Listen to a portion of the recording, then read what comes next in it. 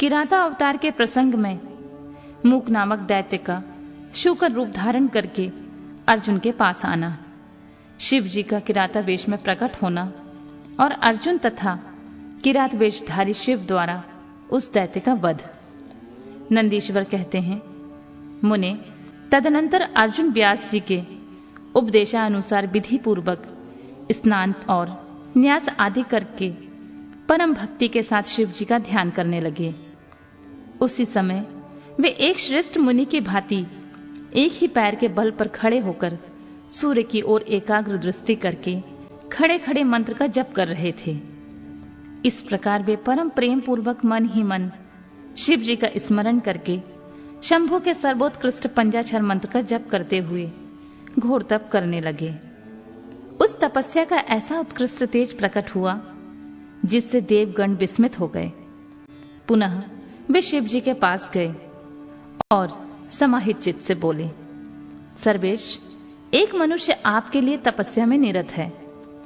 प्रभु, वह व्यक्ति जो कुछ चाहता है आप उसे दे क्यों नहीं देते? नंदीश्वर कहते हैं, मुने, यूं कहकर देवताओं ने अनेक प्रकार से उनकी स्तुति की। फिर उनके चरणों की ओर दृष्टि लगाकर वे विनम्र भाव से खड़े हो गए। तब उदार बुद्धि एवं प्रसन्नात्मा महाप्रभु शिव जी उस वचन को सुनकर हंस पड़े और देवताओं से इस प्रकार बोले, देवताओं, अब तुम लोग अपने स्थान को लौट जाओ। मैं सब तरह से तुम लोगों का कार्य संपन्न करूंगा। यह बिल्कुल सत्य है, इसमें संदेह की कोई गुंजाइश नहीं है। नंदीश्वर कहते हैं, मुने, शंभु के उस वचन को सुनकर देवताओं को पूर्णतः निश्चय हो गया। तब वे सब अपने स्थान को लौट गए। इसी समय मूक नामक दैत्य शूकर का रूप धारण करके वहां आया। विपेंद्र, उसे उस समय मायावी दुरात्मा दुर्योधन ने अर्जुन के पास भेजा था। वह जहां अर्जुन स्थित थे उसे मार्ग से अत्यंत वेग पूर्वक पर्वत शिखरों को उखाड़ता हुआ, वृक्षों को छिन्न भिन्न करता तथा अनेक प्रकार के शब्द करता हुआ आया। तब अर्जुन की दृष्टि उस मूक नामक असुर पर पड़ी। वे शिव जी के पादियों का स्मरण करके यूं विचार करने लगे। अर्जुन ने मन ही मन कहा, यह कौन है और कहां से आ रहा है? यह तो क्रूर कर्म दिखाई पड़ रहा है। निश्चय ही यह मेरा अनिष्ट करने के लिए आ रहा है। इसमें तनिक भी संशय नहीं है, क्योंकि जिसका दर्शन होने पर अपना मन प्रसन्न हो जाए वह निश्चय ही अपना हितैषी होता है, और जिसके दिखने पर मन व्याकुल हो जाए वह शत्रु ही है। आचार से कुल का, शरीर से भोजन का, वार्तालाप से शास्त्र ज्ञान का और नेत्र से स्नेह का परिचय मिलता है। आकार से, चाल ढाल से, चेष्टा से, बोलने से तथा नेत्र और मुख के विकार से मन के भीतर का भाव जाना जाता है। नेत्र 4 प्रकार के कहे गए हैं, उज्ज्वल, सरस, तिरछे और लाल। विद्वानों ने इनका भाव भी पृथक पृथक बताया है। नेत्र मित्र का संयोग होने पर उज्ज्वल, पुत्र दर्शन के लिए सरस, कामनी प्राप्त होने के वक्र और शत्रु के दिख जाने पर लाल हो जाते हैं। इस नियम के अनुसार इसे देखते ही मेरी सारी इंद्रियां कलुषित हो उठी हैं। अतः यह निसंदेह शत्रु ही है और मार डालने की योग है। इधर मेरे लिए गुरुजी की आज्ञा भी ऐसी है कि राजन, जो तुम्हें कष्ट देने के लिए उद्यत हो उसे तुम बिना किसी प्रकार का विचार किए अवश्य मार डालना। तथा मैंने इसलिए आयुध भी तो धारण कर रखा है। यूं विचार कर अर्जुन बाण का संघान करके वहीं डटकर खड़े हो गए। इस बीच भक्त वत्सल भगवान शंकर अर्जुन की रक्षा, उसकी भक्ति की परीक्षा और उस दैत्य का नाश करने के लिए शीघ्र ही वहां आ पहुंचे। उस समय उनके साथ गणों का युद्ध भी था और वे महान अद्भुत सुशिक्षित भील का रूप धारण किए हुए थे। उनकी कांच बंधी हुई थी और उन्होंने वस्त्र खंडों से ईशान वज्र बांध रखा था। उनके शरीर पर श्वेत धारियां चमक रही थी। पीठ पर बाणों से भरा हुआ तरकस बंधा हुआ था और वे स्वयं धनुष बाण धारण किए हुए थे। उनका गण यूथ भी वैसी ही साज सज्जा से युक्त था। इस प्रकार शिव भिलराज बने हुए थे। वे सेना अध्यक्ष होकर तरह तरह के शब्द करते हुए आगे बढ़े। इतने में सुअर की इस गुर्राहट का शब्द 10 दिशाओं में गूंज उठा। उस शब्द से पर्वत आदि सभी जड़ पदार्थ झन्ना उठे। तब उस वनेचर के शब्द से घबराकर अर्जुन सोचने लगे, अहो, क्या ये भगवान शिव तो नहीं जो यहाँ शुभ करने के लिए पधारे हैं? क्योंकि मैंने पहले से ही सुन रखा है। पुनः श्री कृष्ण और व्यास जी ने भी ऐसा कहा है तथा देवताओं ने भी बारंबार स्मरण करके ऐसी ही घोषणा की है कि शिव जी कल्याणकर्ता और सुखदाता हैं। वे मुक्ति प्रदान करने के कारण मुक्तिदाता कहे जाते हैं।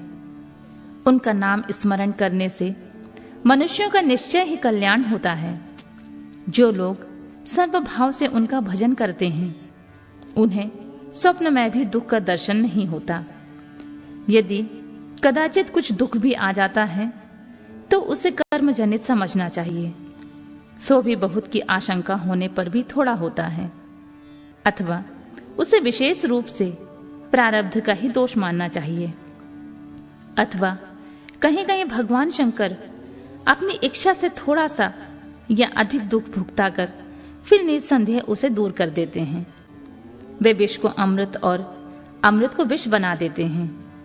यूं जैसी इच्छा होती है वैसा वे करते हैं। भला उन समर्थ को कौन मना कर सकता है? अन्यान प्राचीन भक्तों की भी ऐसी ही धारणा थी। अतः भावी भक्तों को सदा इसी विचार पर अपने मन को स्थिर रखना चाहिए। लक्ष्मी रहे अथवा चली जाए, मृत्यु आंखों के सामने ही क्यों न उपस्थित हो जाए। लोग निंदा करें अथवा प्रशंसा, परंतु शिव भक्ति से दुखों का विनाश होता ही है। शंकर अपने भक्तों को चाहे वे पापी हो या पुण्यात्मा सदा सुख देते हैं। यदि कभी वे परीक्षा लेने के लिए भक्तों को कष्ट में डाल देते हैं तो अंत में दयालु स्वभाव होने के कारण वे ही उसके सुखदाता भी होते हैं। फिर तो वह भक्त उसी प्रकार निर्मल हो जाता है जैसे आग में तपाया हुआ सोना शुद्ध हो जाता है। इसी तरह की बातें मैंने पहले भी मुनियों के मुख से सुन रखी थी। अतः मैं शिव जी का भजन करके उसी में उत्तम सुख प्राप्त करूंगा। अर्जुन यूं ही विचार कर रहे थे, तब तक बाण का लक्ष्य भूत वहां सुअर आ पहुंचा। उधर शिव जी भी उस सुअर के पीछे लगे हुए दिख पड़े। उस समय उन दोनों के मध्य वह शुकर अद्भुत शिखर सा दिख रहा था। उसकी बड़ी महिमा भी कही गई है। तब भक्त वत्सल भगवान शंकर अर्जुन की रक्षा के लिए बड़े वेग से आगे बढ़े।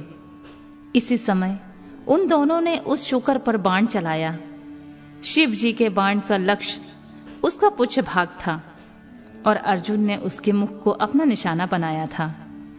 शिव जी का बाण उनके पुच्छ भाग से प्रवेश करके मुख के रास्ते से निकल गया और शीघ्र ही भूमि में विलीन हो गया, तथा अर्जुन का बाण उसके पिछले भाग से निकलकर बगल में ही गिर पड़ा।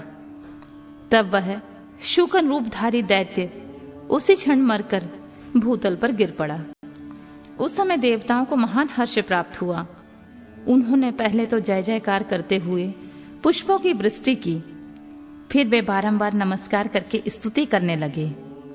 उस समय उन दोनों ने दैत्य के उस क्रूर रूप की ओर दृष्टिपात किया। उसे देखकर शिव जी का मन संतुष्ट हो गया और अर्जुन को महान सुख प्राप्त हुआ।